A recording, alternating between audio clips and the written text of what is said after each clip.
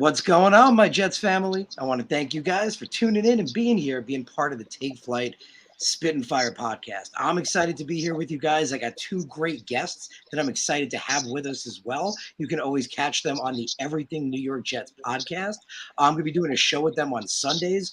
Unfortunately, I wasn't able to join them yesterday. I'm a little under the weather myself. Still not feeling too great. I'm excited to be here with you guys, though. I'm going to try to, bring you as much as I can while I can, but I'm excited to have them. So yeah, we got Liam and Gino. I'd love for you guys to introduce yourselves. And again, really excited to have you guys on. What's going on? Thank you for having us come on, man. Really appreciate it.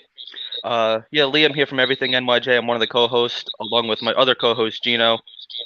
How you doing, buddy? What's going on? I'm doing good. Italy Jet here. Tired, stomach, but hey, we're here. Always great to be on your show. Always great to collab with you, buddy.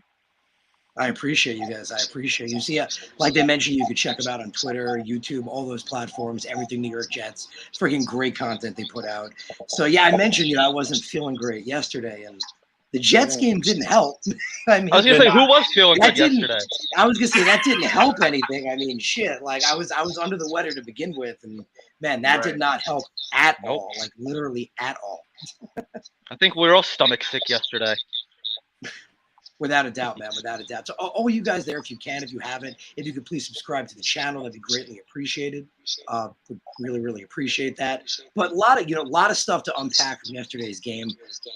It was freaking rough. But like when I think about it and I go back to it, I think of and I'd love to you guys think as well, but I think about all the different aspects, crap that we kind of witnessed. The biggest thing to me was I felt inconsistency. And that's what jumped out the most. Like, at every platform, like you start with, Joe Flacco. In week 1, he wasn't looking that great. Fans were calling for Mike White at halftime. Then week 2, he's freaking looking great as an awesome game, and everyone's talking about how he's still elite. Now he's still one of the best quarterbacks in the league. And then week 3, obviously, not a good game as well. And the offensive line, same thing. They were bad week 1, much better week 2. Okay, week 3, but it was across the board. Like the offense, it felt like they couldn't exist without Garrett Wilson almost. Like it was, and you turn to the defense, right? I mean, it seems like the corners have been the only consistent thing. So it feels like the consistency has been the biggest thing. Like we haven't been we're jumping around so much. I don't know how you guys feel on it, but that takes me to not just the players, but the coaching staff. And that's my big take, but I'd love to hear what you guys think. And again, appreciate all you guys out there listening. You go first, buddy. All right, I'll go first. Take us off on that. All right, yeah, that's you hit the nail on the head. But I think the bigger thing is unprepared. It's just we get it. There's a lot of rookies starting. There's a lot of rotating pieces on the offensive line. Obviously, never ideal for any type of quarterback. That's why I'm kind of scared to have Zach come back, but he needs to come back. And it is what it is. We proved out there that we're a bad football team. There's no way around it. I don't want to sit here and admit that, but they haven't done enough to prove that we're a good team. We had one fluke win. And let's be honest, I don't want to be the negative fan here or anything. But the Browns lost that game. The Jets did not win that game. We got lucky. We're calling it a miracle because that's what it was. It was a freaking miracle that the Browns before the Jets can jet. Yesterday, the Jets jetted. A lot of people were going, on social media saying we shouldn't be able to beat them because the Bengals went to the Super Bowl last year. And my argument was, we beat them last year on their way to the Super Bowl with a less roster. We had a worse team than last year than we do this year. But it's just we're shooting ourselves in the foot. The JFM penalty that led to a touchdown, Corey Davis's penalty, and just a whole bunch of other penalties. It was very sloppy. It was unprofessional. You put on any other football game, it's much cleaner performances. What do you think, Gino? I think the O-line needs some help. I think the safety position needs help. I'm still mind-boggled why we love Joyner so much. He played the most snaps with Whitehead than our front four. And our front four is probably our strongest positions. Yeah, So- ironic. If we're going to talk about inconsistency, like the one consistent thing has been how awful the safeties have been. Yep. Like, Yeah, and that's the thing though. Like, you would think, we got Panak, right? We did Panak. We had Parks. We had all Pinnock. these good players at the safety position. It wasn't even a thought of for us. And then now we're in this hole in the safety position. I mean, give all the props to Tony Adams. I love Tony Adams. Don't know why Ashton Davis is here. I guess maybe because maybe they can develop him quicker. But overall, it's a problem. And also with Olbrook, when it comes to switching the guys in and out, if you're going to keep those guys in there when they're hot, keep them in there. Like that was one of our biggest things. I love the Sauce and Chase. That was great. That was good. But even before Quincy got hurt, Quincy was doing well. Mosley was doing well. Kwan was doing pretty good. Reed was up and down. But if we're going strictly as a defense performance, as Saleh being a defensive mind head coach, we're 27th in the league, almost 2 years in the row for defenses. It doesn't make any sense. It just doesn't. I never understood their rotations. It's stupid. It really, you're on 3 plays, you're off 3 plays. It's a big third down. Our best players aren't on the field. I never understood it. Well, and not only that, though, Olbrook's defense is big stars are the safety positions. That's the way he runs his defense. And now we got Whitehead, who's not playing up to the potential of his contract. And then you brought in a veteran like Joyner. I get why I get Joyner and I don't get Joyner, but they don't have strong safeties for this to work for Olbrook's defense. Yeah, that's just me. Not kidding. Yeah, what's crazy with me about the safeties is you would think, and I talked about this in the beginning of the season, excuse me, that with the much better cornerback play that we were going to have this year with guys like Sauce, guys like DJ, and what they've been, DJ and Sauce have been unbelievable. You would expect that to alleviate the safety position for them to play better because of that. But like you mentioned, I think it was Liam, you mentioned it, we're literally seeing Joyner I think it was the Browns game. Sauce had the coverage perfect, and Joyner came over the top and actually prevented Sauce from making the play. It's crazy, man. And it's surprising to me, especially Whitehead. This guy comes in, was good with the Buccaneers. I mean, not their best player by any means, but a strong piece of that secondary. Right. Big hitter, good awareness. He definitely doesn't seem – I don't know whether if you watch him with the Buccaneers, and I noticed this, he played more – boxish / more of a tackle middle of the field guy as opposed to in coverage. Maybe it's the way they're using him potentially is how I think about it. I'd love to hear what you guys think because he feels like a different player. He's also been the theme massively inconsistent. Well, we've heard Saleh time in and time out say it's not the players and it's not the scheme. So what is it? Is he just a bad football player? Was it a bad signing? Robert Saleh, they based their defense all off season long. We heard that these defensive players, they're not going to be thinking. They're just going to be reacting. Not only these players overthinking, they don't know what to think about. They don't know what they're thinking about. They're out there. They're a deer in headlights. They're lost. And the other thing about Robert Saleh, not to go off track here, but we heard all off season long that his defense is predicated off of pass rushers.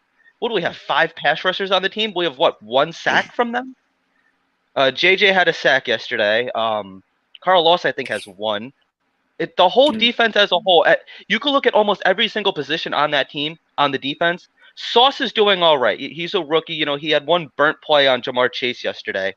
It's going to happen. The play got blown up. He's learning. Right. I'm fine with that. Right. We don't expect him to go in there and play like a veteran. And he has outplayed everybody, even so far. I think he's lived up to expectations. I think that's fair to say. But it's just this defense, they're not an NFL level team. Saturday I went to go watch my old high school's homecoming. They could have beat them. Seriously. It's pathetic. It's freaking pathetic, man. And not only that, I think the rookies have shown that they've been the better players. I think Reed, though, in my opinion, Reed has been the best off-season signing. In my opinion, he has lived up to his contract so far. Gardner, JJ's doing phenomenal. I don't know why he's not playing more. And then you got Gardner. He's lived up to the expectations and more. Like, Yes. I'm not going to compare him to Revis or Camardi, but if he continues to do what he's doing, he could potentially get to that point.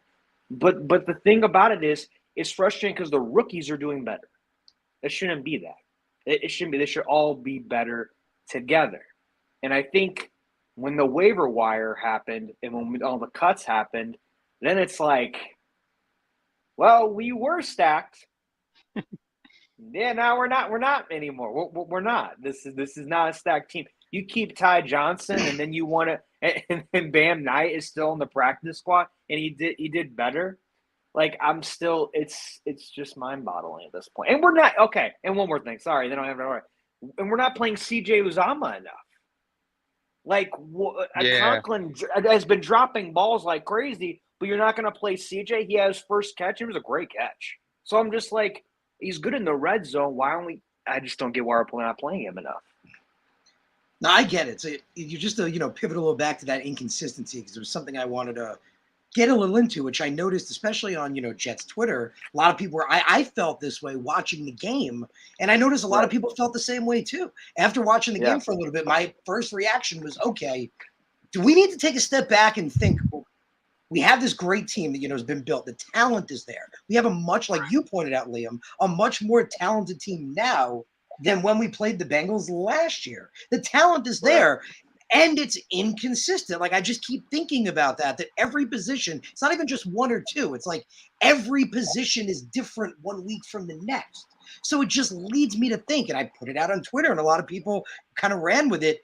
Is the problem potentially the coaching staff? Is the problem potentially Jeff Obrich and maybe Mike LaFleur? What was interesting was not as many felt Mike LaFleur. Some did, but it was pretty unanimous toward Jeff Obrich, and it's kind of understandable. I mean, this defense hasn't been good. And you mentioned, Liam, big thing I've said as well, the pass rush. This team is our defense is supposed to be predicated on the pass rush. It's supposed to be like we saw last year, and that was the excuse we had. And I pointed out as well. The pass rush isn't consistent. The whole D suffers. Well, this year we have good corner play. Linebackers I think they're not great, but they're doing better than they're getting credit for. See guys like Quincy Quan, you mentioned, CJ flying all over the place. I think it's making up for the fact that the pass rush isn't there. But for lack of a better word, where the fuck is the pass rush, right? Like, where is it? Like we have so much talent and so much money on this pass rush, so much draft picks now invested on this pass rush. Where is it? And it comes back to, again, this coaching staff. So love to hear what you guys think, because that was my thought through this whole process. And we spent the most money on the defense this year. Yep, I was just going to go there. Yeah. We spent the most money on Jacob Martin, Whitehead, Reed. I can go on. And Martin hasn't even played that. And Martin hasn't even played that much. So it comes to matter of fact of, I think it's Ulbrich. I really do. I really do think that's the problem. He should have been fired at the end of last year. And I keep going back to Saleh. Saleh is a defense coach, just like Rex Ryan. Matthias is Rex Ryan's a defense coach. So I don't know. Yeah, well, no, you're definitely onto that. Yeah. At what point is Saleh going to say, this is not acceptable? Because because he's a defensive coach, he's going to go down with his ship. He was brought in for his highly touted defense, and it's not showing up every week. Not only that, look at the amount of draft capital from these last couple years that we have on this defense right now. Sauce Gardner, first-round pick. JJ, first-round pick. I could go on and on. It's the most overrated defense in the NFL. But I think that Mike LaFleur is the definition of inconsistency. We saw a lot of good things from him once he went up into that booth last year. We were getting nice ending arounds. We were getting a lot of trick plays, some flea flickers. Exactly. A lot of backyard football. It seemed to be working. Everybody's having fun. That's what it seemed like to me, at least. And we're not really seeing that this year. One of the things that really ticked me off yesterday was it was like 4th and 5, and Joe Flacco takes a shot for the end zone. You needed 5 yards. No, you didn't need we all 25 thought. yards. I'm just sitting there. I'm just like, what went? I just want to know, like, what wasn't communicated? What went wrong? Like, how did some of these plays? Like, how do you get from A to B? I just don't understand it. I think Mike LaFleur definitely is the definition of inconsistency of this team. I think he's the most inconsistent coach because the defense and Jeff Ulbrich, he's consistently bad. Robert Saleh's, like, it's not good consistency, but you don't know what you're going to get from Mike LaFleur. And yes, like, you're going to have those growing pains. I expected this type last year rather than this year. I thought that this coaching staff would have had a little bit more figured out this year. Last year, you kind of expect them, maybe a month in. We did see it with LaFleur last year. He was kind of figuring out, he's in the booth, he's on the sideline. What does Zach like more? What doesn't he like? They were figuring that out. But it's just, I don't understand the offense either. They're playing a little bit better, but, I mean, we do have talent there. But like we saw, you take away Garrett Wilson, we're barren. I don't understand what it is, but we have nothing outside of Garrett Wilson. It all of a sudden, I don't get it. But we're not even playing Elijah Moore. He's always open. We're not using him correctly. He is one of the best wide receivers that I've seen in college, and I'm glad that we drafted him. But we're not playing him correctly. We're playing Wilson, I feel like, a little bit correctly, but those are great duos. And then Davis getting this penalty, and he's supposed to be really good. And then we're not even using Berrios that much in the slot. It's like we can use these guys and make trick plays and even get Hall and Carter in, because Carter's a workhorse. He is a workhorse. When he's on fire, he can do a lot of things. And I know everyone's like, when Zach comes back, it's going to be just fine. No, it's not. It takes a unit, and you got to clear that left side. That left side is damaged right now, and you don't know if Fant's going to come back. Right side, just fine, but that left side, you just don't know. I'm just afraid that I hope that he doesn't get injured if he comes back during the Steelers again. Yeah. Well, let me point something out real quick. Do you remember what Harrison, Gino? Do you guys remember when we drafted Zach? Do you remember what Saleh said to Zach and his family? He goes, "We're going to lift you up. You are not going to have to lift us up." It sure as hell seems like we're looking for Zach Wilson to lift us up, and that's scary. We're kind of failing him. And getting back to Braxton Berrios, did he even have any plays besides that one ending around that had like a loss of 8? I don't think we saw like anything else. I don't think he had any other catches. I don't think he had anything else. He might have been on the field, but like he was a bright spot. He's everything. I was so pro re-sign Berrios last year because he did exactly what there's players injured. He steps up and it's like the offense like didn't miss a beat. And he's just, I don't know. I guess he's useless. Like I don't know I don't know why they're not seeing him. I don't know what the problem is, but. Yeah, no, it makes sense. And like you say, it comes down to the play calling and the coaching staff. And I felt that, watching the game. I mean, the defense, it's crazy to think about.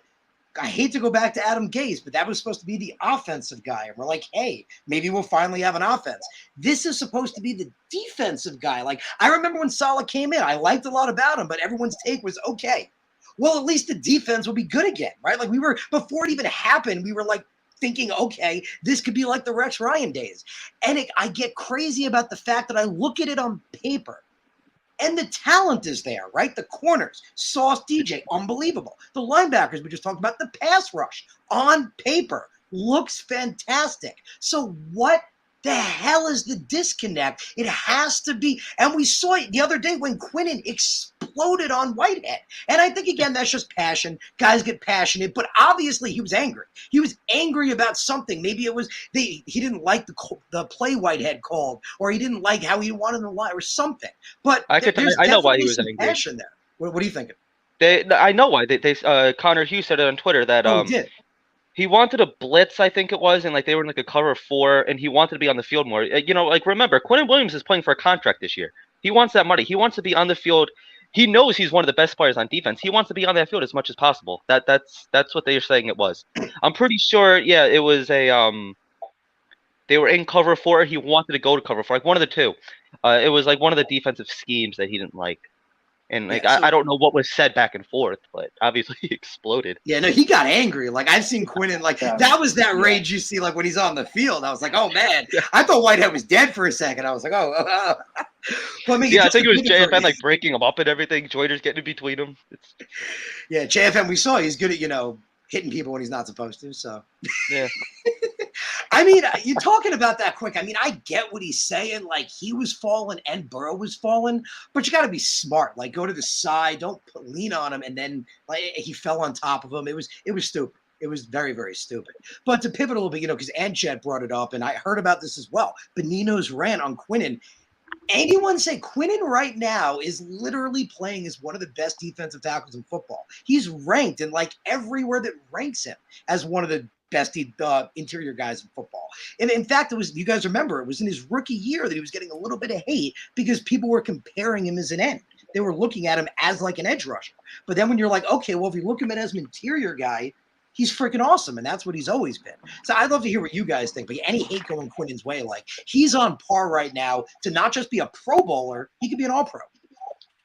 Well, actually, I heard Benigo's rant. He said Quincy's better than Quinnen. I was just like, he's like, I'm done with Quinnen. He did another one. I don't know if you heard that one. I don't know if it was today or when it was. I listened to it today. He was saying he doesn't want to see Quinnen on the field anymore. That was what I heard. Yeah, that I remember hearing that part, and I was like, wait. And Quincy, what a big surprise. Like, thank God we dodged a bullet with him. That's what Salah said, totally dodged a bullet. He's week to week, but I feel like all throughout these first 3 weeks, I'm hearing his name a lot. Like, I feel like I'm hearing his name a lot, especially with hitting dudes in the backfield. Well, I think that this is already Quinnen's best year because in years past, like, I think a lot of the hate he has was he was drafted way too high, according to other people. And I mean, I've kind of felt it too. Like, you kind of forget about him, like halfway through the game. Like, he wasn't really much of a presence last year. He started to come up. This year, he's making a lot of noise, but it's like you do tend to forget about him a little bit. Like he's not really like this big, consistent sack kind of guy. His sack numbers really aren't up there. I guess this is going to be a big year for him. Obviously, he's playing for a contract this year. They already picked up his 5th-year option. I guess it's just got to come down to what they want to pay him now.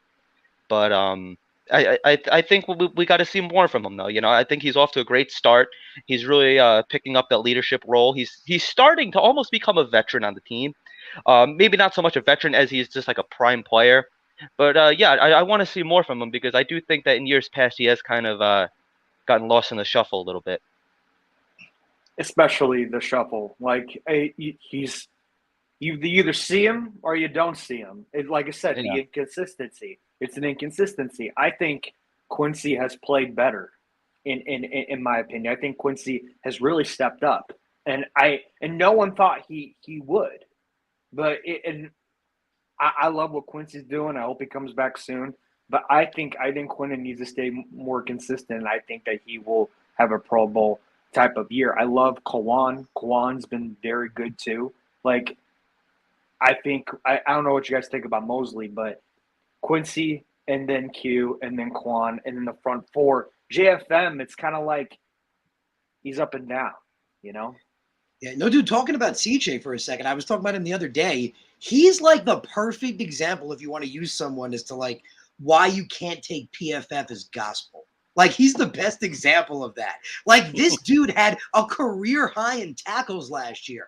Every game, he had, like, double-digit total tackles. And, like, they were disrespecting him with, like, 36s. I remember one game he had, like, a 28-point-something. I was like, oh. Like, he ended the season with the most disgusting rating. So, man, CJ doesn't get enough credit. Like, that dude, especially since he lost the weight. Like, he was fast to begin with. Now that he's down to 230-something, he's flying all over the field. I feel like him, Quan, Quincy, that's an underappreciated linebacker trio. You know what I love really about CJ too is he's always around the ball. Like if they're running the ball, he's right up there with the offensive line. Quincy this year too. What I like about him. Yeah, Quincy. What I love too about Quincy, he always seems to have that one big hit per game where he just cracks somebody. And like he's like the Energizer Bunny. He just doesn't stop going. And like, I just love it, man. Like we need those intense dogs on this team. Just like Kwan. Kwan's Yeah, been the same. Kwan's Same been a thing. really They're fun all same beasts, way. man. I wouldn't want to get hit by any of those men. No. Not even that. Not even Sherwood. Like I'm Sherwood Yeah. in the preseason beasted it up, and we haven't seen him really hardly since. Maybe one game, but like I want to see Huff come back. I want to see what Huff can bring to the table. Talk about the It's- inequities of the coaching staff. Like how, Yeah. like we talked about this year was supposed to be a potential breakout year for Huff. Like everyone was saying, Definitely. when he played before he was hurt, he looked really good. Shout out, I'm a big fan of Huff. I've liked him Me ever too. since he was with Memphis. We're actually pretty close. I've had him on the show twice because he's an Yeah. awesome dude. I love the Yeah. guy. Like I cannot. And he's so disrespected that he's been inactive. It's just crazy to me. Like he totally should be feasting, especially when the pass rush is not feasting. right. Yeah. I want to see Even him and Mims. Michael Clemens out there more. That's my personal opinion. I love Clemens. And even Mims. I don't know why Mims has been so inactive. I know people can argue about that because we got more Barrios, Wilson, and Davis and Jeff Smith. But you know what? Mims is a very – I mean, he balled out in that last preseason game. I mean, it's I think he should play a little bit, just a little. I think it might have been Joe Benigno, but correct me if I'm wrong. I think it was him. He said after that Corey Davis penalty, he should be benched for like a half or something and put Denzel Yeah. Mims in there. Yeah. Did you hear that, Harrison? It might have not. I'm almost positive it was Benigno. I remember hearing It was something about Bedingo. someone saying It was, he right? playing anyway. It was might have been him. Bedingo, yeah. Yeah, it was Bedingo. I'm not completely against that. I mean, I'm because not like nobody completely else against seems to want him. Like it's either that or I mean, like teams have called about him. The Jets for some reason don't want to give him away, but they don't want to play him either. Like I don't know. It's just like Yeah, this like it's love really, I feel like we keep it's coming str- back to the coaching staff. Like that's like Yeah. the handling They of him. love their I don't. favorites. Yeah, Robert Saleh definitely has his favorite, which every coach has his favorites. I mean, Frank Gore was Adam Gaze's favorite. Like, you know, he we thought was. Barrios was part of it. Like that's why I brought Matthias. Shout out to all you guys. Appreciate you guys. Bring all your comments in the chat. Tell us what you're thinking. We love to hear what you guys are thinking. But Matthias brought it up before when you guys were talking about Barrios. Like he was a legitimate part of the offense last year. Like we paid him. What is happening?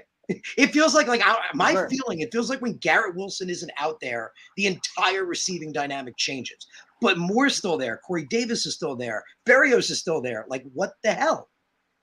You know what I'm afraid of too? Like with this, with Flacco, he's kind of putting these wide receivers in positions to get hurt. We've seen it twice with Garrett Wilson. We saw it yesterday with Corey. He took a nasty hit to his back. He's not really putting the balls in space for these guys. And then you look, because like we don't necessarily see it on TV. Connor Hughes is good with this. He'll show where like Elijah Moore's open. But it seems like Joe Flacco he sets on like one guy, whether he's open or because yesterday he threw in a triple coverage. It's like if he's not open, well, guess what? You're getting the ball, buddy. Like you better find a way to get open. When we have other open guys, and it's like we saw Garrett Wilson, thank God he's tough as shit because, he easily could have mailed it in and be like, listen, like we're getting blown out. Like I'm just going to take this. I'm going to rest up, get healthy. No, he wants to be out there every single play and he wants the ball every single play. You want these ball hawk kind of guys. But I feel like Joe Flacco is potentially going to get somebody really injured one day, like with these back injuries and everything else. Yeah, no, you're totally on. Yeah. Yeah, definitely.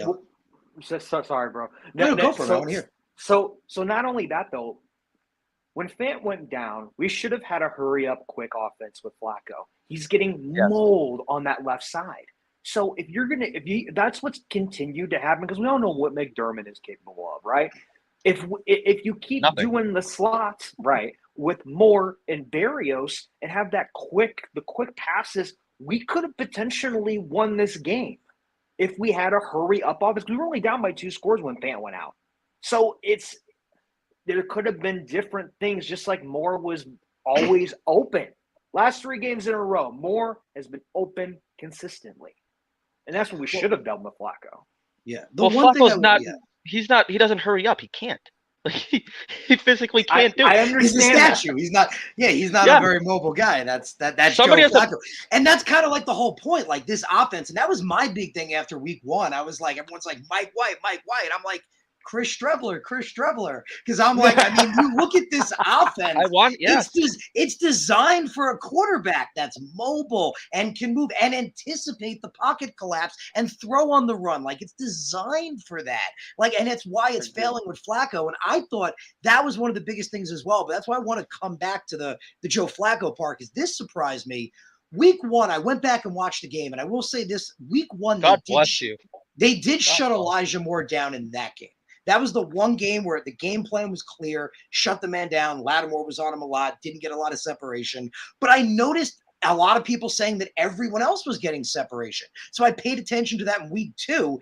And it was a consistent trend in Week 3. Shout out to Zach Rosenblatt. He pointed it out on Twitter. He said how the Jets have almost all their receivers have a longer separation than the league average. So it's just Joe not finding them. It's just clearly Joe not seeing them or finding them, or like you said, Liam, throwing the ball incorrectly and putting them in a worse position than a possibly better one.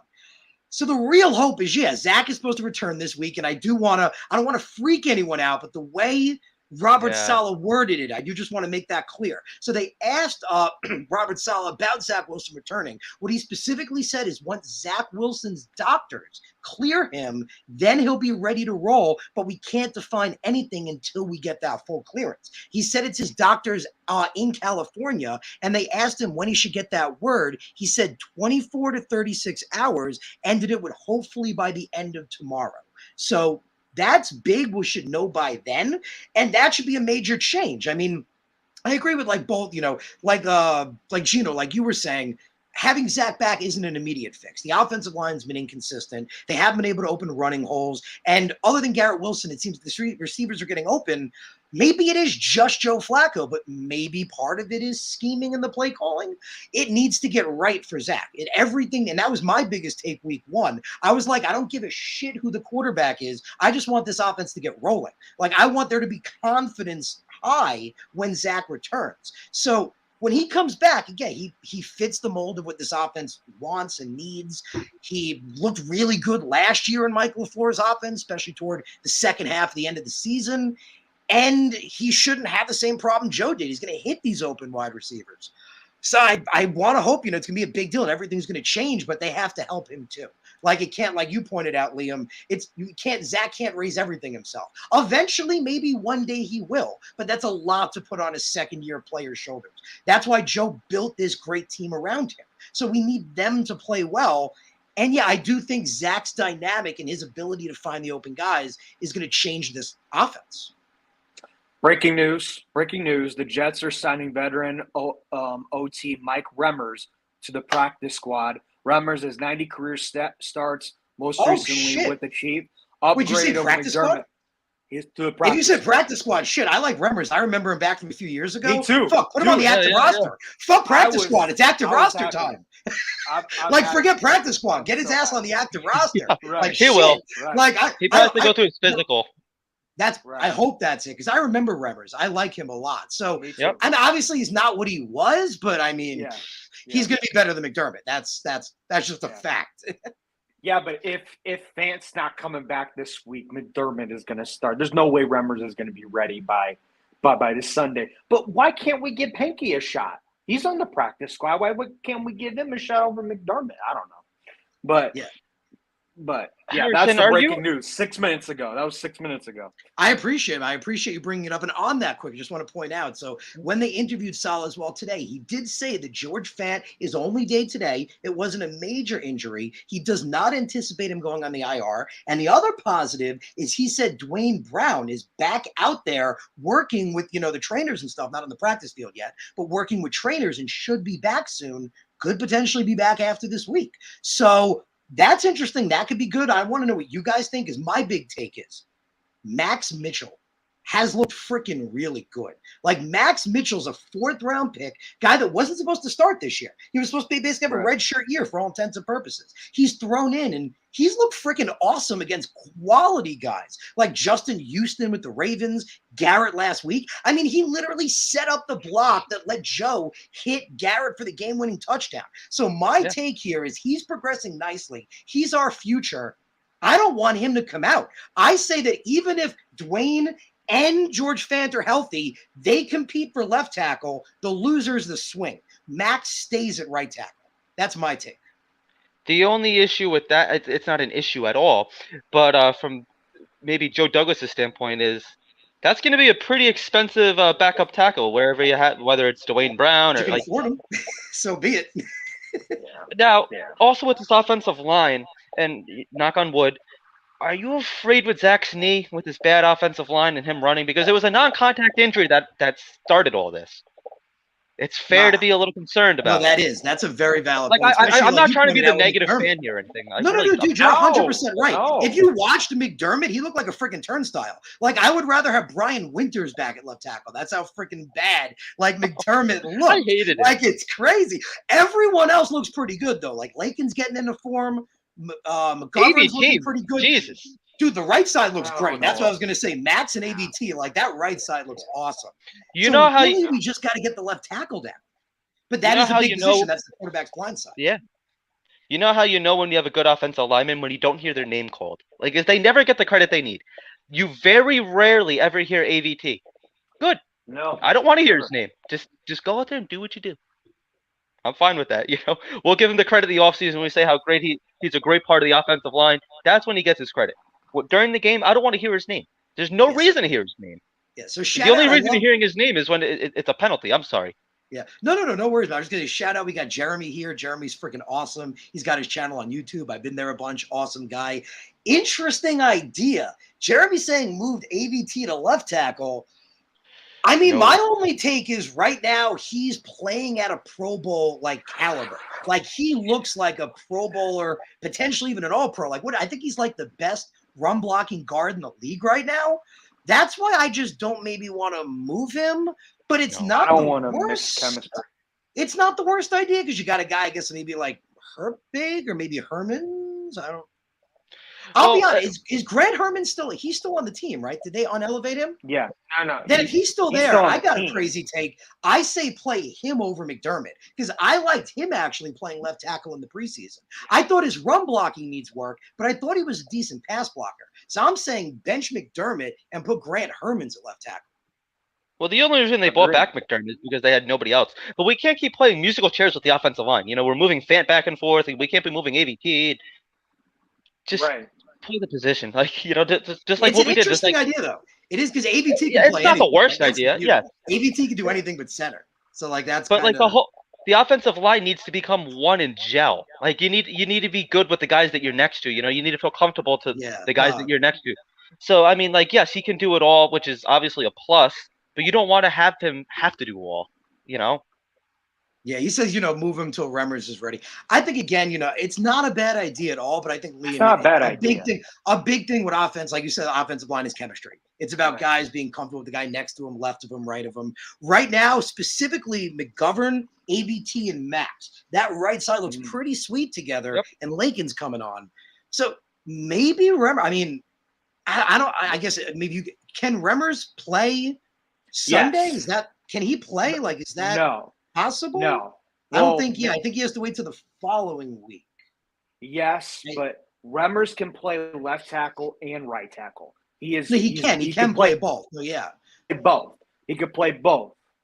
So that's why I see what Jets Chaos is saying, and we do need to keep him alive. I mean, I think we can all speak for that as Jets Nation. Oh man, bro. Especially Liam said with that non-contact injury. Right, and the thing is, that's what's going to make us nervous. If Zach Wilson is going to go to the right or the left, is he going to get himself injured again? But Remmers can play left and right. AVT can play left and right. I understand, but I rather keep a good thing. I want to keep a good thing with Mitchell and AVT. Now, would it be like a 1 week thing? Yeah, maybe, but I just don't want to keep I don't want to split up a good thing. Yeah. What might actually work, interesting, just off the top, because again, I agree, you don't want to throw up the chemistry of an offensive line. Maybe keep an inline tight end the entire game next to McDermott. You know what I mean? Maybe the whole game. You have to scheme for that, But obviously, he sucks. Put an inline tight end. I don't know, Uzuma or Conklin next to him, and have them Cager. McDermott. Yeah, Cager, Rucker, maybe. It's an idea. Yeah, Yeah. I like that. And then, Remmers, I don't think he can play Sunday. That's the only. Well, then would you do a lot of two No. tight end sets because that takes a wide receiver off the field then? That's the problem. That's what I was saying. It Exactly. changes the Yeah. scheme of everything when you do something Right. like that. But hell, to be fair, I mean, you guys pointed it out. It's almost like Berrios and Moore and fucking even out there anyway. Yeah. Right. It's like they're not even there. So. We want to be a run first team. We want to pound the rock. So go ahead and do it. Brees Hall, he's been a pleasant surprise too. He's averaging about 5 yards a carry. Sign me up for that. Yeah, so Jeff's asking, just shout out, when Brown's due back, we mentioned a little earlier, Brown should be coming back. He's working with coaches. He's not on the practice field yet, but he's working with coaches. They said he should be back as soon as the following week. But we talked about it earlier. We don't want to move the offensive line around. We're keeping Max at right. It's going to be a battle between George and Dwayne. And that's a good problem to have, right? I mean, that's George, who hasn't been able to stay healthy this year, so he struggled a lot at left tackle, but he was awesome last year. And Dwayne Brown's one of the best tackles in football. Like Dwayne Brown, like literally Right. a gold jacket awaits him when he retires. Like that's the best way to think about Right. Dwayne Brown. Like whenever he Right. chooses to retire, they're handing him a gold jacket. Like that's it. He's one of the best Absolutely. tackles to ever play. So it's a great problem to Absolutely. have. Like let them battle it out. Because Max, I hope to God it isn't going to be, Dwayne back to the left and George back to the right, because Max is progressing. And he's looked good against quality edge rushers and quality defensive guys. You can't take a guy like that out. You just got to let him and AVT. That's the future right there. You got to just let them keep gelling together. I agree. Yeah. I agree. You said it perfectly. I mean, that's the whole thing. It's like we want to see some continuity on this offensive line because, like, in years past, we haven't had that continuity, and it seems like this year we're already not having that continuity. And it's the only way, because we kind of have a fairly young offensive line. I mean, like, I don't know if Dwayne Brown's going to be here next year. There's a couple, like, you don't even know if Rimmers is going to be here next year. But, if we could get some solid building blocks, because Mekhi Becton, he's not guaranteed a starting position once he comes back. He's gonna have to fight for it. He's gonna have to prove he can stay healthy. You might not even want to start him week 1 next year. But if we could get something good going with AVT, with Mitchell, get a couple guys. McGovern, I guess he's gonna be here next year. That's three quarters of your offensive line. That's at least one side that's solid. Sign me up for that, because I'm pretty sure that we're gonna be drafting a tackle next year. That's my little hot I take of the day. completely agree. No, I'm totally with you, man. And on that, I think it was shout out to all you guys in the chat. Love your guys' comments. Keep bringing them. I think it was Sherb and Charles. They were going back and forth with some of it falls on Joe Douglas too, is I believe what Sherb was saying. Charles was saying not. I got to be honest. I go a little more with Charles because I always tell you guys, feel free to disagree. Tell me I'm wrong. In the chat, tell me you think I'm crazy. Sometimes, a lot of times I am. So tell me you don't agree. But the way I look at it is the GM, you can't mix their job up. Like their job is to find the talent, cultivate it, build a team, and put a good quality product on the field. They hire the coaches, and I think Sure brought that up. The coaching staff is on him, and that is true. The coaching staff is. But the talent for the players is there. So when I look at the left tackle position, Mekhi never had any injury history in college, right? The guy was always healthy. I loved him in college, and he played at a really great level. He was actually, so many people I talk about, backtrack their takes all the time. I consistently still say he was my favorite tackle in that draft over Tristan Wirfs. That was the guy that I wanted because I loved him on the left side, and I felt like he was a dominant, aggressive guy. I knew he was going to be a pancake king at the next level, but he didn't have any athletic problems or injury problems. That's developed. And then you bring in Dwayne Brown, again, one of the best left tackles. He hadn't been hurt the last 2 seasons. The guy's 37, but he hadn't been hurt in 2 years. Finally gets hurt this year. It sucks. It's a bad situation. He drafted Max, so he's got Max on the right side. I think, again, he acknowledges the mistake. He realizes it didn't work out with Mekhi. I think you're right, Liam, 100%. We're going for a top blindside left tackle in the next draft. Even if Joe feels he has to trade up to get the best guy, I think we're taking one of the top blindside tackles in the next draft. Well, yeah, I mean, I agree 100%. But do you think that they were wrong for putting all their eggs in the Mekhi Becton basket? Because, like, soon as you noticed that he was overweight, that's when we should have pressed the panic button. Everyone's saying, no, don't panic. It's fine. He goes on this crash diet. He loses 30 pounds in 10 days or whatever it is, like something crazy. But like that, I mean, like I'm an athlete. Like, I played sports, everything. Like I know about like body nutrition. That's not a recipe for success. I've done it. Like I wrestled in high school. My weight was 132. I lost 20 pounds from August to November to get down to that weight. And like one day I come in like 8 pounds overweight. I lose the 8 pounds in a day. I performed like shit the next day. Like there's nothing that you can do to prepare your body to lose an extensive amount of weight in a short period of time and play well. It just can't happen. So as soon as we notice, because it's laziness on Mekhi Becton's part. A lot of people are saying, oh, he's on one knee, he can't work out. You could wobble your ass to the kitchen and make a nutritious meal. It's as simple as that. Like, don't eat the ice cream at night. Like, have anything, eat healthy. It's as simple as that. You got to be I don't think the discipline is there with him. I think, like obviously I know he comes from poverty and everything. And a lot of these players, they get like their first little bit of money. And, that was kind of a Denzel Mims excuse last year. They kind of ball out a little bit after that. They get comfortable. They got some money in their bank account. Mekhi Becton, God bless him. He's starting a family. His attention's on his wife, I'm sure. But at the end of the day, man, like this is your bread and butter. You're a football player. You got to be on tip-top shape at all times a year. You have to be. No, you're right. Yeah. And that was kind of like, because I was such a big Mekhi fan in college, I yo-yoed like that. You guys who follow me, you saw me, through that. Like in the offseason. Yeah, in the offseason, I was excited with what we were seeing from him, right? All those videos from Manyweather, him putting up the weights, looking in great shape. We're like, this guy's back. He's putting in the work. He's ready to go. Then he showed up overweight. And we all were kind of like, well, okay, we were told that you were ready since the end of last year, but we were waiting until this year for you to be ready. So yeah, it was not good. It was a bad look. It showed immaturity. It showed not a dedication to his craft. Unlike Zach, who literally did the opposite, came in like everyone was joking about, meatier, bigger, because he dedication to the craft. Mekhi, the literal opposite.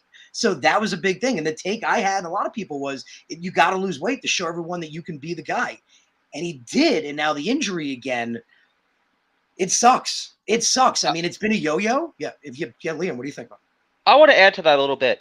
How many different videos have we seen from him in practice where he's limping on the field? You could tell he was not 100% when he came back. He's throwing up on the side of the field. You could tell right away, as soon as he stepped foot on that practice field in training camp and OTAs, he was limping around out there. Like he did not look 100% still. And that's a shame on Joe Douglas. They assumed everything. They were just hoping and praying that everything would be fine, and it wasn't fine. Right then and there, you should have signed somebody before you signed Dwayne Brown. You should have signed somebody else. There should have been somebody else here. It should not have come to this point. We're on our fourth freaking offensive tackle for us to go, oh my God, we need somebody now. Yeah, you think? Yeah, and I completely agree with you, man. Completely agree. I mean, Liam, I'm gonna add that. Sorry, I'm gonna add to that. No, it's fine. He's like the brother I never had. We get each other mixed up all the time. It's the good looks. It's one of those things where,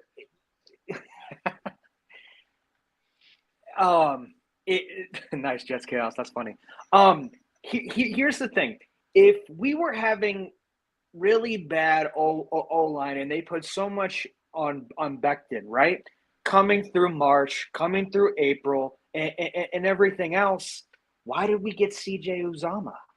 Because you already drafted Rucker. We see what Cager was doing in the offseason. Because I think we all knew he was going to switch to tight end.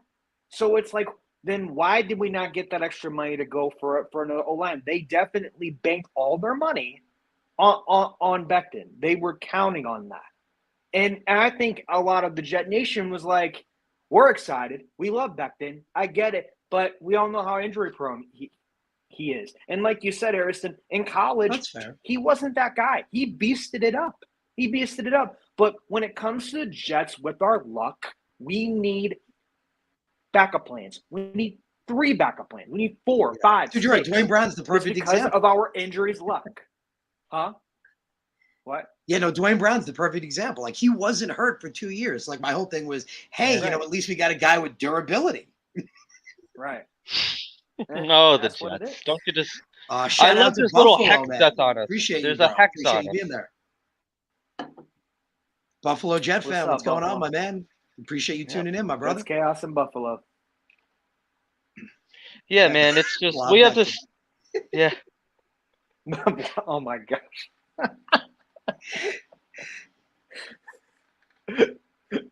Wow. Yeah, no, but you guys are right, and I do get that. Like, that's a big thing. I just look at it as, and I have to go back to free agency.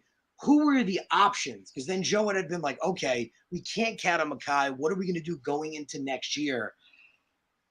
I guess, yeah, obviously they thought he was good and he didn't have this. According to what we hear, we can only go by what we hear, but we hear that this is a different injury, even though it's to the same area. Right. It sucks. I mean, they felt like he was good and ready to go. I think, the easiest way, like we can't bank on him in any way going forward. So yeah, that would be a huge mistake, I would admit, by Joe Douglas, if obviously they have to go for a blindside left tackle in the next draft, and arguably high too, because that's such an important position. I agree. I agree with you. It's a mess. Yeah. It's a mess. Just like Chaos just said, right? It's a mess. It is a mess. Exactly. It's a mess. Yeah, there's no other way to put it. I mean, like we got to see some improvement quickly. Things have got to turn around now that Zach is back. They have to. Yeah, and I wanted Eric Fisher. I wanted him. I mean, people can go back and forth with that, but hold on. I wanted Eric. Somebody's knocking on my door. Yeah, no worries. but I want Eric Fisher, and I want to trade for someone. I'm trying to think, and now I got to go back. I'm trying to remember. Bears. We were linked with the Bears a lot with O-line guys. I'm trying to remember who the offensive tackles were that were available. Okay. No. This is this year, I think. Nah, this is this year. Wait, no. This is last year. Orlando Brown. He was a free agent last year, right? Or is that this coming up here? Now I'm not sure. I think this might be last year. He was a free agent this year. So this is, you mean he's coming up to be a free agent? He was already a free agent this year because of Seattle, but now he's not. He started a 2-year contract with the Jets. So that being the case, I do look at this list and I get that. I mean, you got guys like Terron Armstead. You got guys like Orlando Brown, L. Collins. I mean, those are all quality tackles. And for all intents and purposes, I guess, I mean, Morgan Moses wanted a lot of money. Morgan Moses got paid, but you could always brought him back, potentially. If you really, I wanted him back. Yeah, if you really feel like Mekhi is not going to be – I just go back to, the yo-yoing of it. Like last year, they kept telling us, or we got to believe what the coaching staff tells us. They told us last year he was ready to go toward the end of the year, that they were just holding him off because it was, there was no point. These were, let the guys keep playing together, let him get ready. And we saw all this work he was putting in. It's crazy, man. I think like Ann says it best, Becton's going to be 24 next year. This is 2 injuries. And this is now they're claiming it's a new injury, right? So I don't even care if he comes back next year and he looks great and he plays a full season. You can't bank on him. Like it's, you got to look for, especially now that Max looks so good at the right side. You got Max and ABT. Those are staples. You got to find that staple blindside tackle. Sorry about that. My DoorDash came extremely late. I canceled it. I canceled like an hour ago. Canceled. I guess it's free food. Yeah, the guy's like banging on my door. I'm like trying to do a podcast here. Well, whatever. Sorry about that. Funny, man. That's funny. No worries. But if we could pivot back to the Zach thing, because I think that's the biggest thing on everybody's minds. Zach Wilson supposed to return. They're playing it again. We got to wait to hear from the doctors. We'll hear by tomorrow night. We've seen him in practice. We've seen him throwing, and I want to throw that out as well. They asked Robert Saleh about that, and he did clarify. He said that at the end of every practice, they do like a special practice thing for the guys that are third stringers and practice squad guys that don't get time in regular practice. He said Zach's been doing 7-7s with them while also working on his dropbacks, his progressions, and all the different things that we ask him to do. And we've seen footage of him. He looks good. Oh, yeah. So he looks it wouldn't good. make sense that he would. Yeah, it wouldn't make sense that he wouldn't be back this week. But, Gino, you're 100% right. That offensive line has got to freaking help him. I mean, we saw the beginning of last year when GVR was a damn turnstile. It was a freaking nightmare. It was awful. Like, Zach was getting his ass kicked. And I said this with Mike LaFleur as well. And we talked about, Jeff Overage definitely being the problem. Well, what if Mike LaFleur is? If this offense has all this talent and they can't play well together and they're making bad play calls, that screws up a young quarterback. That takes a guy like Zach and I don't even want to say it because I hate to say it, but I threw it out last year. You run the risk of potentially ruining a quarterback by having them in a bad scheme and teaching them bad habits from that. You kind of Sam Darnold them. I was thinking, I didn't even want to say it. I was thinking it. I don't want to say it either, but it's the truth. No, and that's what you know what you guys are thinking, but that's a deep down fear in my gut because you guys know I'm a huge Zach fan. Like I think Zach has everything needed, all the talent in the world, but no one's magical overnight. Like that, the joke I was making is, Patrick Mahomes is the exception. He's not that standard that everyone thinks he's going to be. Like it takes time. So I'm just worried, man. We got all this talent and this offense has been so inconsistent. I feel like, again, Joe's not hitting the open wide receivers. He's missing a lot of reads. Zach won't do that. But the offense has got to help him too. Like I said, it's got to raise him up. It can't be all just him, or at least not yet. Maybe in 2 or 3 years that it could be all just him. The offensive line just scares the hell out of me because he shouldn't be running for his life. Like Zach Wilson has always been a better quarterback when you could drop back and you look at that bomb touchdown he had to Corey Davis against the Tennessee Titans. Oh God, Jeff. He, like when you give him a little bit, I'm gonna die, Jeff. That's it. It's over.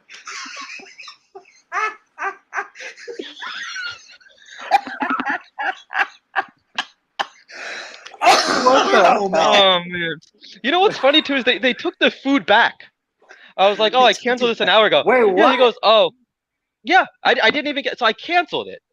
He shows up an hour late. I had to make freaking hot dogs because I was like, all right, I don't have time for this guy. So he knocked. I hear like banging on my door. My dad's like, lay up. I'm like, get the door. I don't have to tell you. So I get the door. I was like, I canceled this. He goes, oh. So he takes the food and walks away with it. Yeah. I don't know. Maybe he gave it to my guy back. I don't know what the hell happened. Maybe he gave me. Maybe Beckham was second on the list. He has a thing where if the food doesn't get delivered, it goes to him. It goes right to Beckton's house. Oh man. I lost my train of thought. I don't even. What the hell are we talking about? Oh yeah, What the hell, man? The offensive line. That's it. That was a perfect derailment right there. Oh man, that was amazing. Who is this Jeff guy? I want to know who this Jeff guy. Jeff, that was legendary.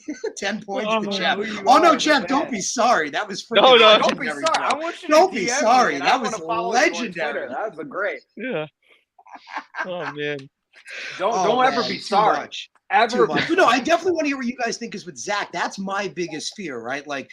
Literally, it felt like when Garrett's not part of this offense, it doesn't work. We have so much other talent out there. You guys mentioned, where's Berrios? Where's Moore? Why is the offensive line so inconsistent? It scares the hell out of me for Zach returning. It literally scares the hell out of me. Yeah, no, it does. And the tight end is supposed to be a young quarterback's best friend. I don't trust Conklin out there. I mean, yesterday, and I gave him credit because I was apparently too negative on Twitter.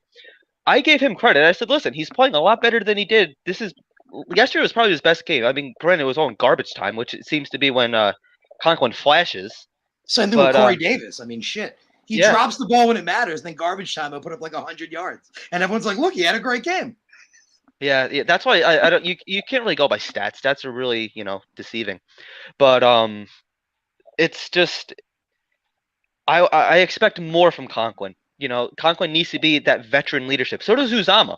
But then again, there's also the part of me that wants to see Zach Wilson grow at Ruckert, grow with Lawrence Cager a little bit. So I think we definitely need to start incorporating the tight ends a lot more, especially if we're going to run this offense where suddenly we only have one wide receiver on the team. Now, granted, he's great, but I mean, I don't know, because you almost wonder if it's going to be a little bit different because Zach Wilson clearly has his favorites. Him and Elijah Moore, they're tight. Him and Berrios, they're tight.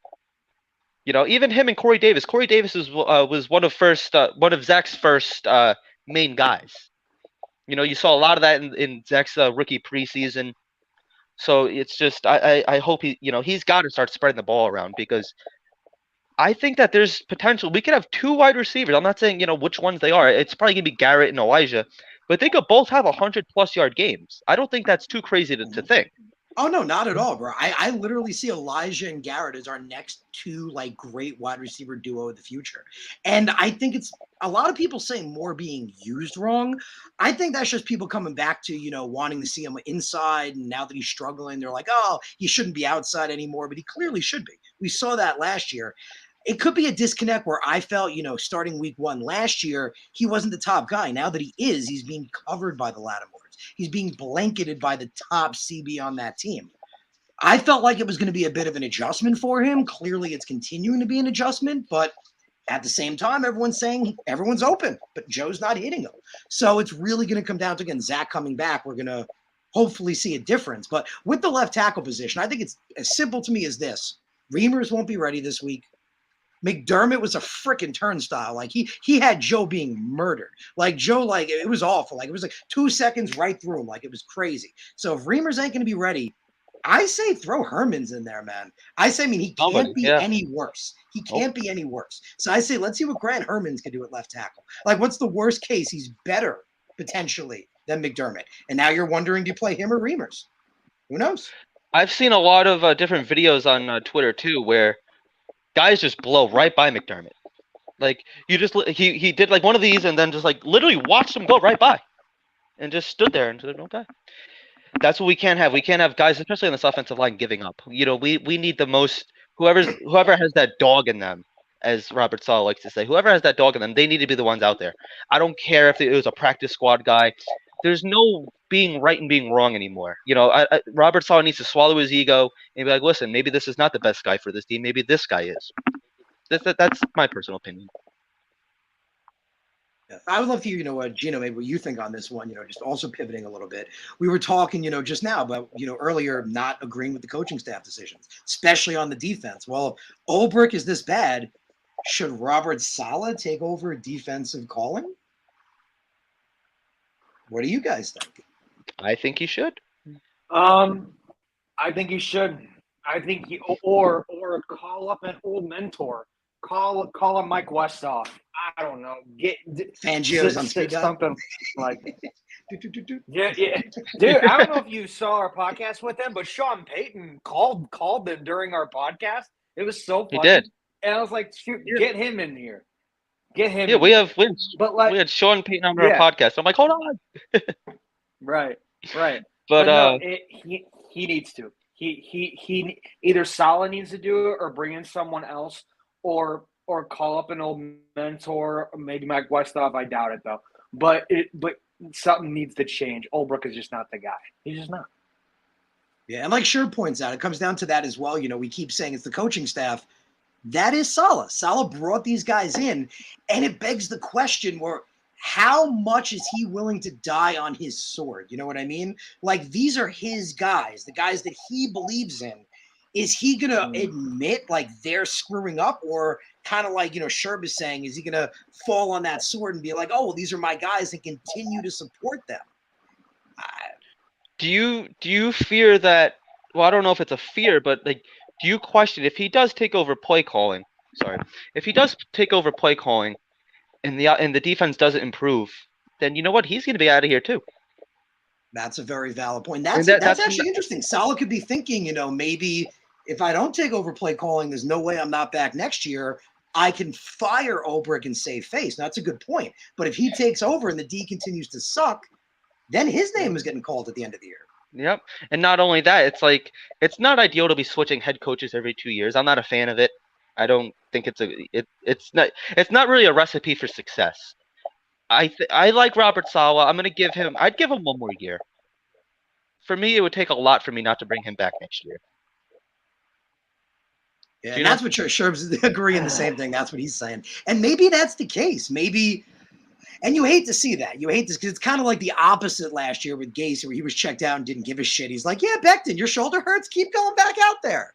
Like, yeah. Who gives a fuck? Keep playing, whatever. Like, that's what you're afraid of. So, oh, man, like, I've said before, I do truly believe in Joe Douglas, but Saleh's new. I mean, I do love the things he says, right? As you guys know, I cover the press conferences. I love the things he says. I love the attitude he has. I love the way he is. I love the players are around him. I love how they gravitate to him. Like, so many guys over the last 2 years have solely come to the Jets because of him, because they want to be with him and what he's building.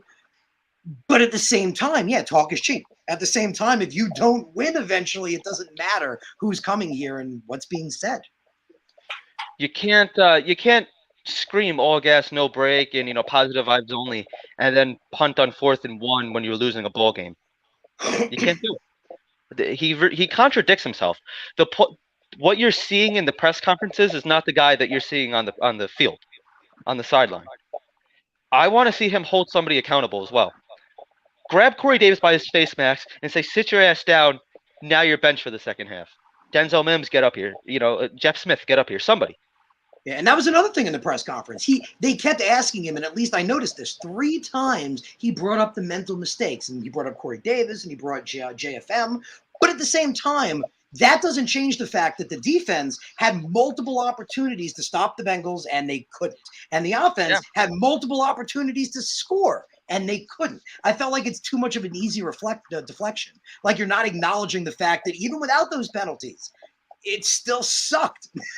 It did. It's a two-way street. Shout out to Momo. Momo, I literally brought that up earlier. I was saying, I felt that way, that when Garrett's not there, the whole offense looks different. And that's never something you want to see. That like one player makes or breaks your entire team. You're just going to double team the hell out of them. Like it's obvious at that point. So we talked about that earlier. I don't know, you guys, are thinking again with why the hell it seems like the Garrett's clearly the guy, but when he's not in there, you're not seeing Moore, you're not seeing Berrios. What's happening? Beats me. I mean, I don't know. Well, I wish I had the answer. If you did, I'll put you on speed dial to Salah. Yeah. Here's me. This is what I'm thinking with it. Flacco and Wilson have their guys they worked out a lot with over OTAs and over training camp. Wilson specifically worked with Berrios, Davis, and Moore. Flacco worked with Wilson a crap ton, Conklin, and Uzama in Rucker. He worked with specific guys, and that's why they've been balling out under Flacco.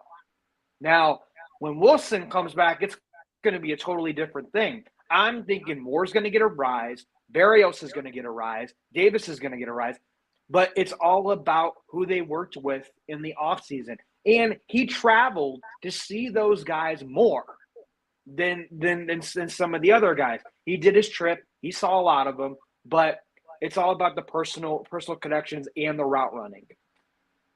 Bro, I think that was perfect. Like, I think that might honestly be a major factor. I think you're 100% onto something there, man.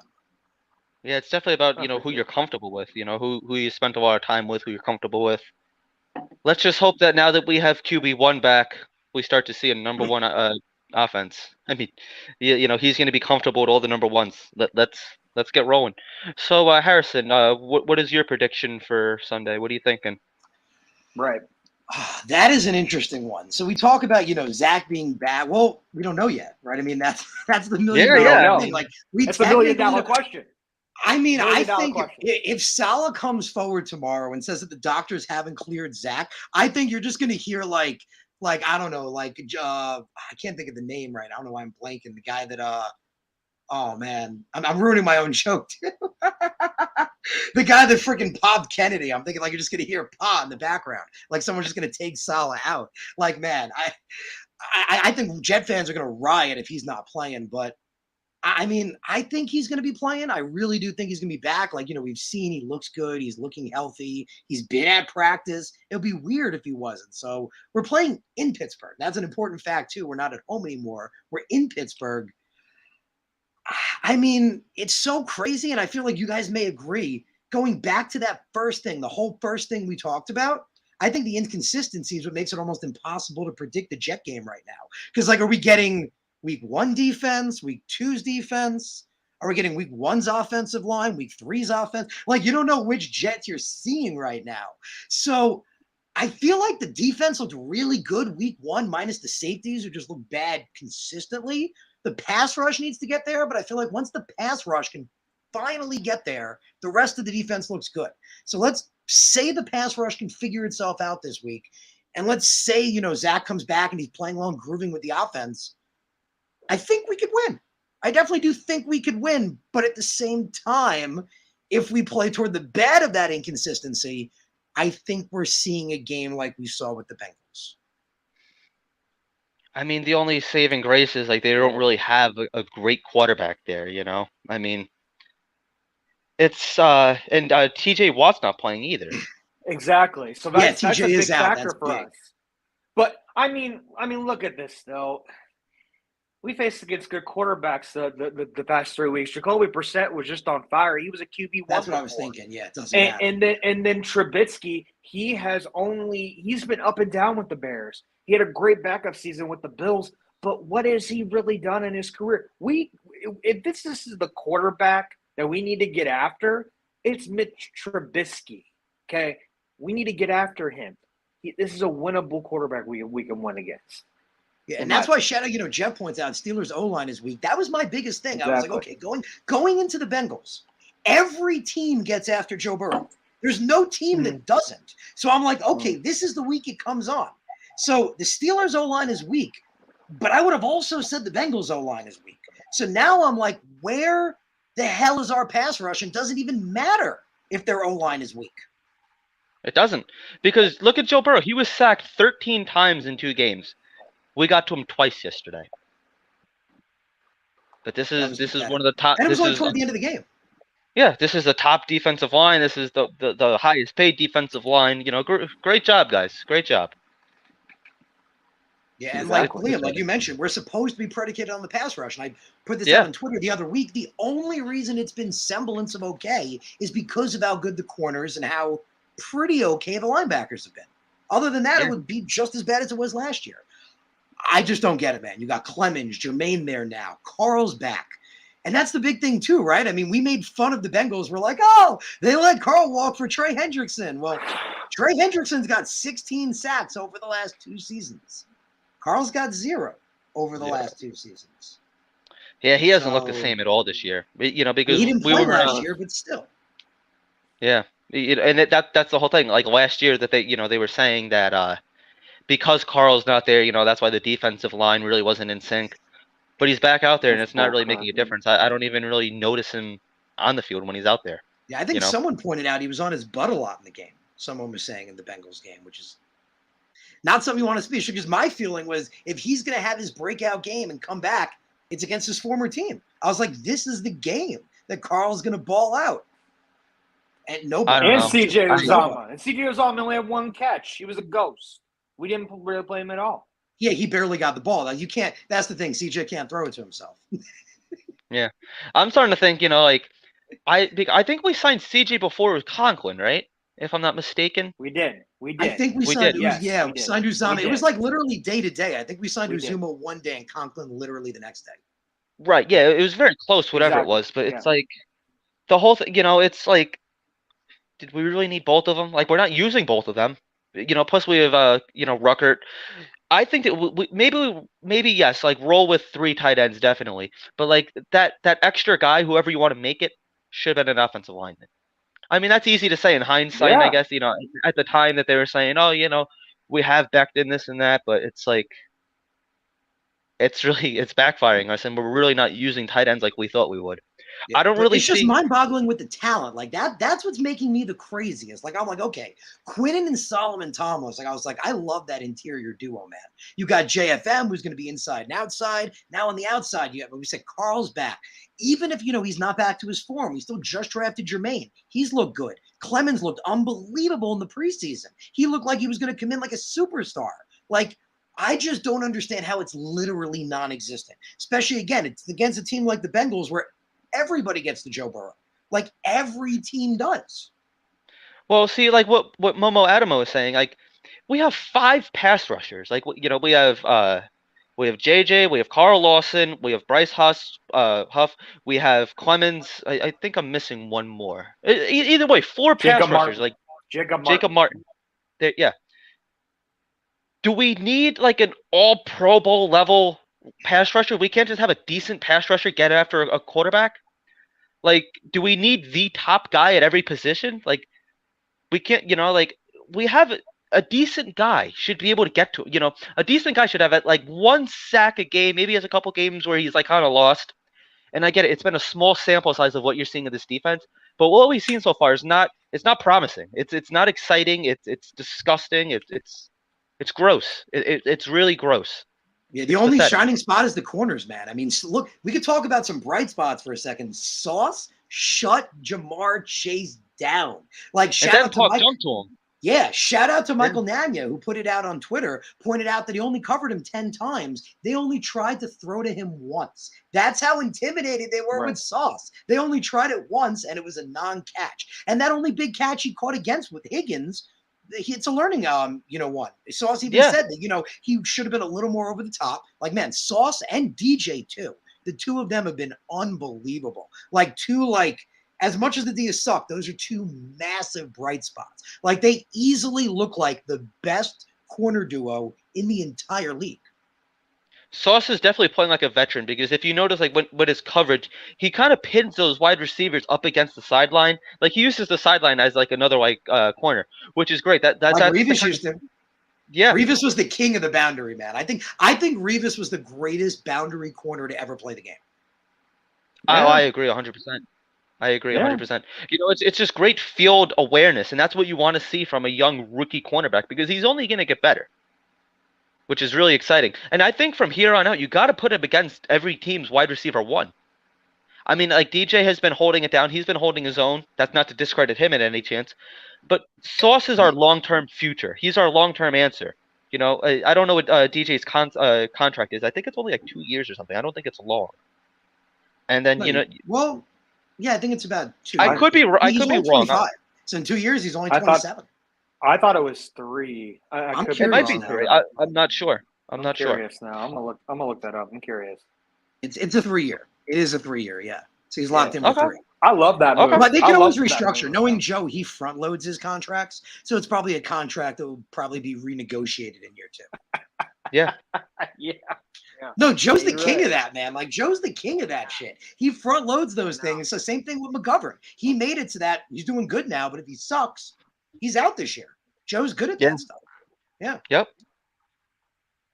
So, anything else? But no, you talk about, Jamar Chase, man. Chase is one of the best receivers in the league. One of the best last year in his second year. This was Sauce's 3rd game. Like, it's just as crazy as last week with Garrett. Like, that was his breakout game. That was week 2. Like, that's amazing, man. Like, to think about that, like, even Elijah Moore, he, like most rookies do, struggled in the beginning of the year. His only drop came in week 1. Then he got better as it went on. Dude, Garrett's looked amazing from the go. And same thing with Sauce. Man, these two guys, Breece Hall too, man, I think Jermaine Johnson is going to prove well as well. But those 3 guys look like major staples of our team for, like, completely going forward. When's the last time we had, like, those, you think back to, like, Corbett and, like, Coles and, Santana and all these great wide receivers that we had in the early 2000s. I think that might be coming back. If we could get the 3-headed monster, Corey Davis. I mean, I don't even know if Corey Davis is going to be here next year. We're hearing trade rumors about him. But if you have, like, Elijah Moore, you have Garrett Wilson, you have, like, Braxton Berrios. That's not a bad trio to have right there, It's super exciting, and, like, the good thing is, like, they're young. Like, this isn't like the 2010s where we have, like, Braylon Edwards, older Cotchery and Santonio Holmes. Like, these are our homegrown talent, and, like, we've been praying for Joe Douglas to keep his homegrown talent. Obviously, we let Robbie Anderson walk a couple years ago, which I'm fine with personally, but these guys are playmakers. Like, we're going to have to pay these guys in a couple of years. I'm not concerned about that. I want to pay these guys. I think that these could be the bright spots of this team for the next 10 years going forward. I agree 100%. I agree 100%. And that's what you need. And that's, again, why I've been such a fan of Joe. It's about building staples. Like, that's what the GM's job is to do. And we go back, obviously we had Tannenbaum, but the last 2 GMs, Itzik and McCagnon, literally who's who of who are the worst GMs. It was so refreshing to see a guy who understands talent and understands how players are supposed to be and finding the right guys. And here's my big take on it. Let's hear what you guys think. So many people crap on Joe for his 2020 draft. But look at 2021 and 2022. Those consecutively might be 2 of the greatest drafts, like, on paper, of any GM ever. Like, the talent is unbelievable. So it makes me wonder. We go back to 2020. Adam Gase was still here. And Adam Yeah. Gase still had a major control in our organization. Like, we can't forget, he was like the unheralded Bill Belichick GM head coach, like god of the Jets before Joe came in. So I feel like that was part of that. Plus, Joe was drafting for his team. Why would Joe be drafting for a Robert Saleh team? He's drafting for Adam Gase and the way his guys play.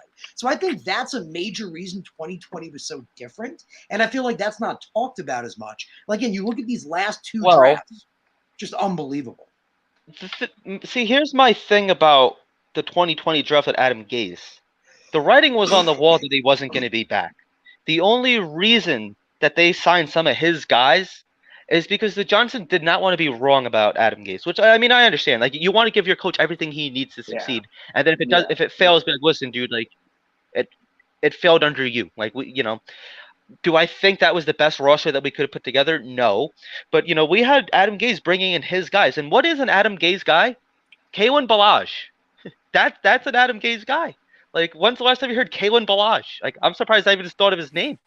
But like, you think back to like an Adam Gase guy, but it's like the writing is on the wall that like we knew he wasn't going to be here next year. The fan base, if you go back to like, 2 years ago on like their social media accounts, every comment was fire Gase, fire Gase, fire Gase. On Twitter, hashtag fire Adam Gase. Like, nobody wanted this guy here because we all saw what the Johnsons didn't want to admit that they were wrong. So that's why I'm a little torn up about this 2020 draft class, because you had to know he wasn't coming back. But I think like they did it this way. You could just say like, we gave you what you wanted, but like those Adam Gase guys, like P. Ryan, like he's not even on the team anymore. So I'm a little split on that 2020 draft. Like, I get the reasoning behind it, but I feel like we should have been smarter than that. I feel like we should have just gone best player available at every position, to be completely honest with you. But and that's the thing. I think they did. Like, if you think of it, like, we needed an offensive lineman. We took Becton, and again, at the time, it made sense. Yeah, we had so many holes. We got Mims. Mims was a guy who was supposed to be a first-round guy, a guy that most of us wanted. We were all pissed when we didn't take him. Then we traded back and still got him. Yeah. Davis was, a top safety in that draft. He was one of the top 5 safeties. The only picks I wasn't a huge fan of was Zuniga and Pirine, but at the time I felt like the rest of them made sense, and it showed me this is a GM that understands talent evaluation and knows how to draft. Like, he understands need as well. Like, he was picking based on need, unlike before where it felt like McCagnon was basically, throwing shit on a wall and seeing what stuck where and just calling random names. Like, it just didn't make sense. Absolutely. So that was a big. But yeah, these last 2 drafts, man, have been unfreaking believable. But you asked me before. I want to know what you guys think about the Steelers game coming up. What do you guys think is going to be happening? Well, similar to what you said. Oh, go ahead, Gino. Go ahead. I think the last thing I'm going to say is with the Steelers thing. I think if we don't get to Trubisky early, I think I think it's just not going to be good. Like going forward. We need to protect Zach. We need to bring these playmakers in. Got to fix the safety and O-line positions. And even some of the linebackers. Now, who are we going to bring in? Huff or Sherwood? Are you going to switch Huff to linebacker position? What are you going to do? It's all about those keys. And plus, I like what you said about Hermans. I'd rather prefer Hermans over McDermott. Do you think we're getting a win, Gino, or? I said this the last 3 weeks that we were going to get a win. I just don't want to be. I don't want to be positive again.